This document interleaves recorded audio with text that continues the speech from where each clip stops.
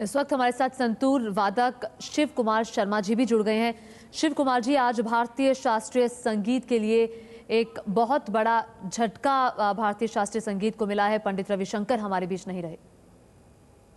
जी, मैं इस वक्त कहीं केरला में रिमोट प्लेस में हूँ। मुझे अभी अभी खबर मिली है और ये दुखद समाचार अभी तक मैं उस शोक से उभरा नहीं हूँ।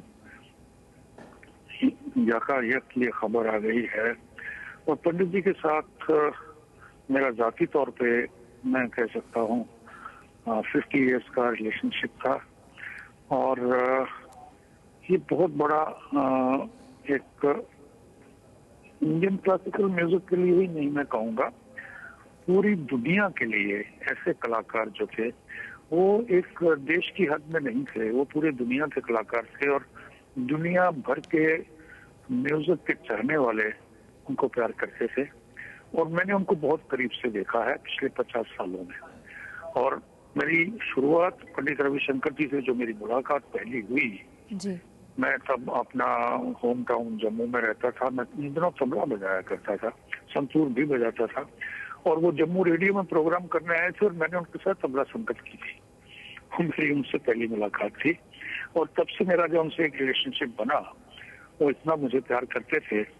और फिर मैं 1968 में उन्होंने एक बहुत बड़ा फेस्टिवल ऑफ इंडिया करके अमेरिका में किया, जिसमें मुझे उन्होंने बुलाया और अमेरिकन ऑडियंस को संतूर के म्यूजिक से इंट्रोड्यूस करवाया।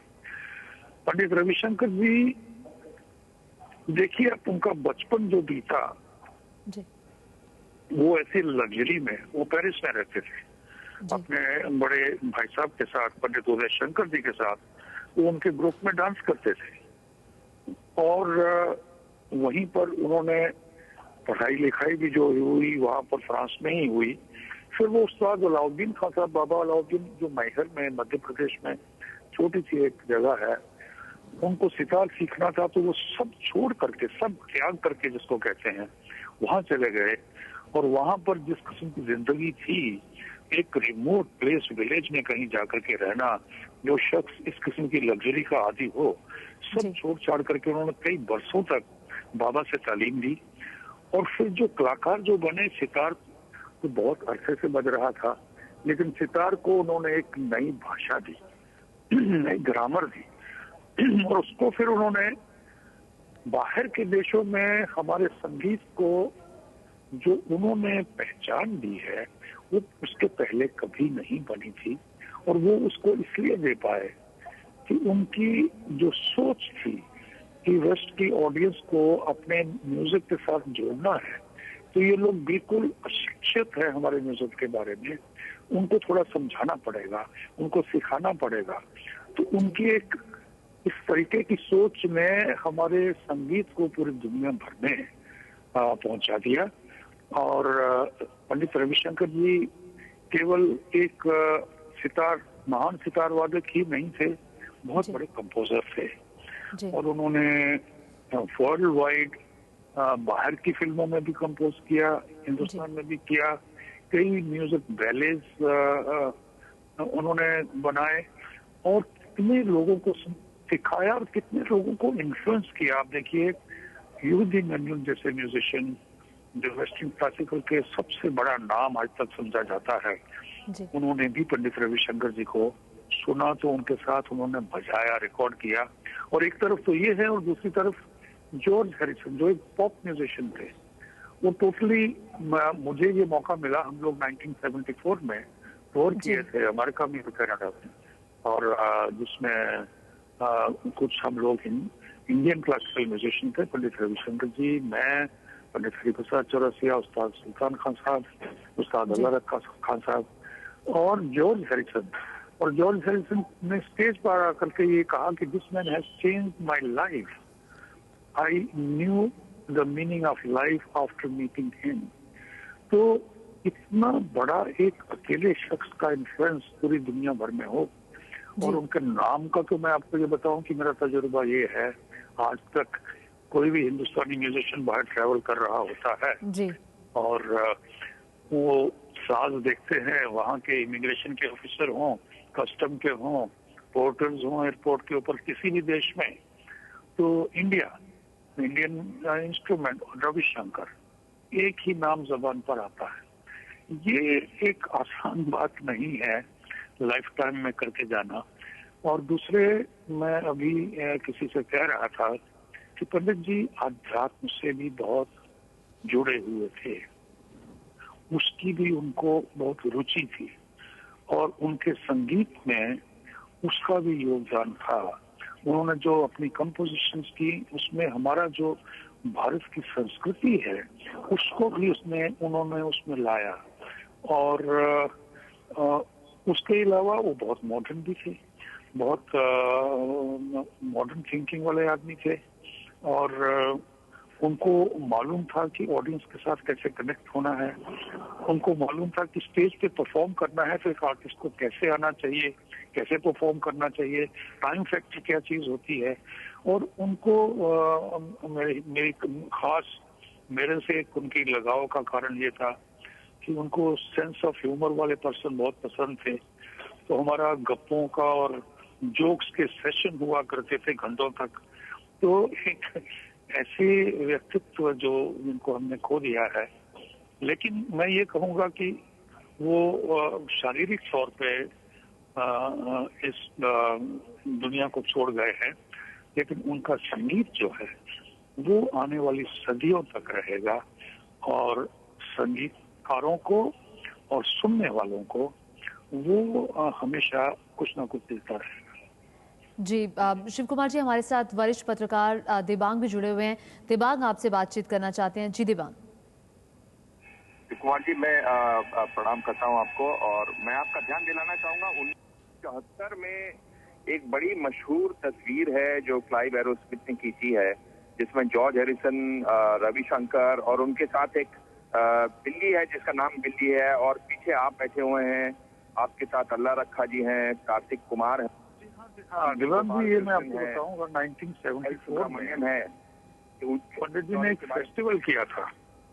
जी, उन्होंने एक फेस्टिवल किया था अमेरिका में और जिसमें उन्होंने पहली मर्तबा ये चीज की कि इंडियन क्लासिकल म्यूजिशियंस, जो आप जिस एलपी का और फोटोग्राफ का जिक्र कर रहे हैं, उसमें उस्ताद अल्लाह रखा खान साहब जी थे, पंडित हरिप्रसाद चौरसिया जी थे, मैं था, उस्ताद सुल्तान खान थे और उस तरफ से जॉर्ज हैरिसन जो बीटल्स ग्रुप के एक मेंबर थे, वो बहुत पंडित जी के शिष्य ही थे वो।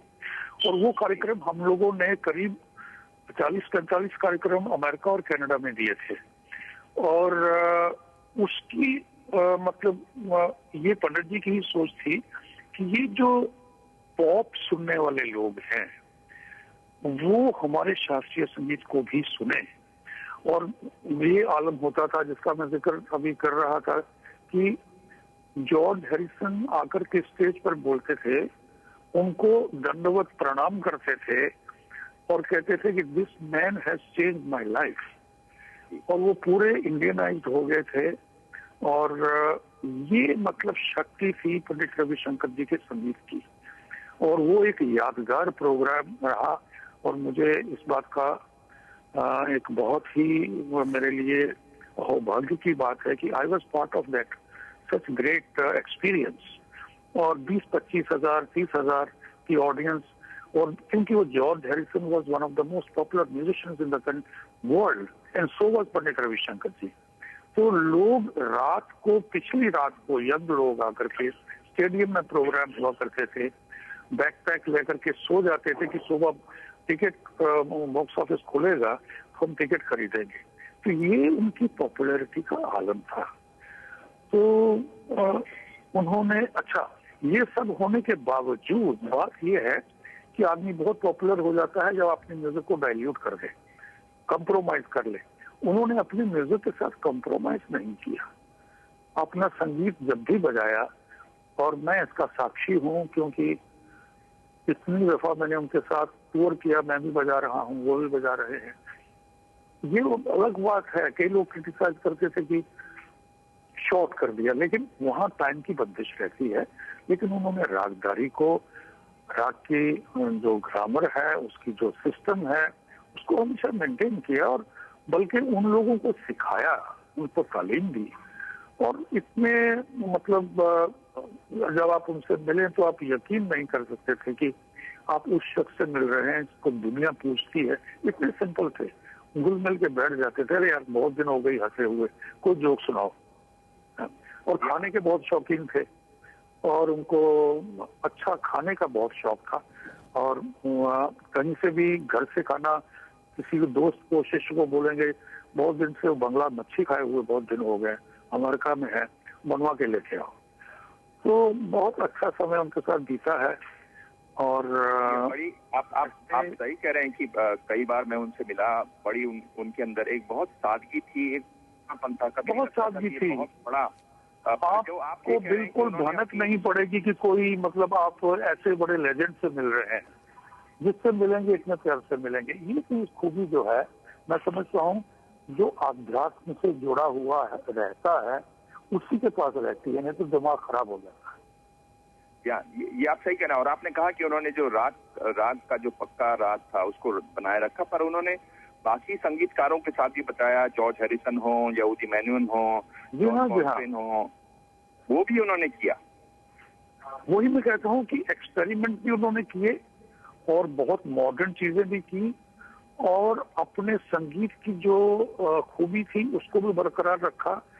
और उन लोगों को क्या बात समझ में आएगी, कैसे समझ में आएगी, इसको वो बहुत अच्छी तरह से जानते थे और उस तरीके से उनको वो कन्वर्ट करते थे, फिर अपने म्यूजिक की तरफ लेके आते।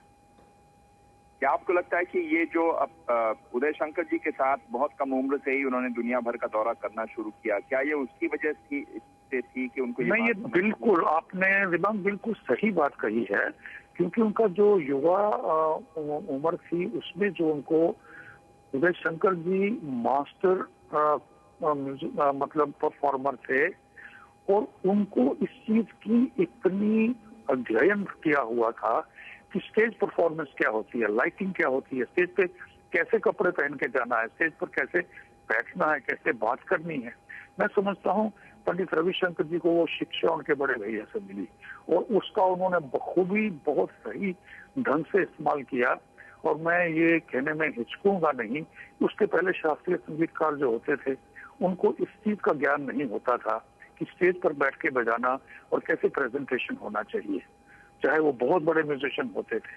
वो इन्होंने उसका एहसास करवाया और उसकी वजह से वो वेस्टर्न की ऑडियंस जो थी वो कनेक्ट होने लगी हमारे साथ।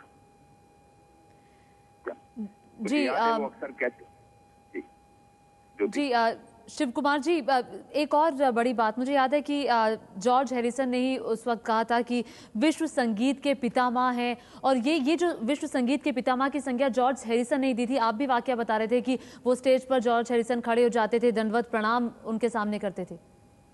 जी जी, तो उनको मतलब इनमें ऐसी बात नजर आई कि जो इतना बड़ा कलाकार ये बात कह रहा है और पब्लिकली कह रहा है, तो ऐसे शख्स जो हैं ये हम लोग खुशकिस्मत हैं कि हमारे देश में वो पैदा हुए। और उस पर मैं जाती तौर पर कह सकता हूं कि मैं अपने आप को बहुत खुशकिस्मत समझता हूं कि मैं उनके इतना करीब, इतना समय इकट्ठे बताया, उनको देखा, उनके साथ उन्होंने भी परफॉर्म किया उसी स्टेज पे, मैं भी परफॉर्म कर रहा हूँ। मुझे फर्स्ट टाइम 1968 में उन्होंने इंट्रोड्यूस करवाया अमेरिकन ऑडियंस को कि संतूर साज क्या होता है, ये हमारे देश के बहुत बड़े कलाकार हैं, इनको सुनो। तो ये भी चीज उनमें थी। तो ये नहीं होता है कि भाई मैं बजा रहा हूँ तो दूसरा कलाकार इसमें आ जाए, तो वो भी बहुत बड़ी खूबी है। तो मैं इनकी इतनी बातें हैं कि घंटों में याद कर सकता हूँ। बस यही है कि हम लोग उनकी कुछ बातों को जो आजकल के म्यूजिशियन हैं अपनाएं, सीखें, उसकी साधना करें, तो उनकी याद को सार्थक करेंगे।